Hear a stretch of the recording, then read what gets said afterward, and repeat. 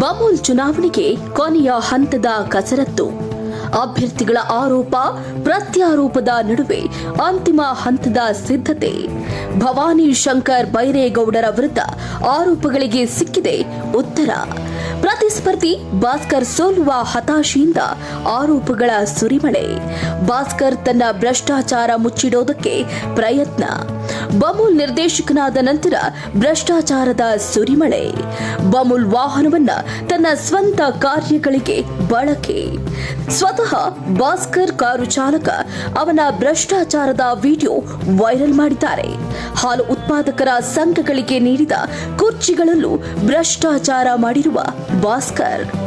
ಬಮೂಲ್ ಚುನಾವಣೆಗೆ ಅಂತಿಮ ಹಂತದ ಕಸರತ್ತು ಜೋರಾಗಿದ್ದು, ನೆಲಮಂಗಲ ಕ್ಷೇತ್ರದಿಂದ ಇಬ್ಬರು ಸ್ಪರ್ಧಿಗಳು ಕಣದಲ್ಲಿದ್ದಾರೆ. ಅಭ್ಯರ್ಥಿಗಳು ಆರೋಪ ಪ್ರತ್ಯಾರೋಪದ ನಡುವೆ ಅಂತಿಮ ಸಿದ್ಧತೆಯನ್ನು ಕೂಡ ನಡೆಸ್ತಾ ಇದ್ದಾರೆ. ಇನ್ನು ಭವಾನಿ ಶಂಕರ್ ಬೈರೇಗೌಡರ ವಿರುದ್ಧ ಹಾಲಿ ನಿರ್ದೇಶಕ ಭಾಸ್ಕರ್ ಮಾಡಿದ್ದ ಆರೋಪಗಳಿಗೆ ಉತ್ತರ ಸಿಕ್ಕಿದೆ.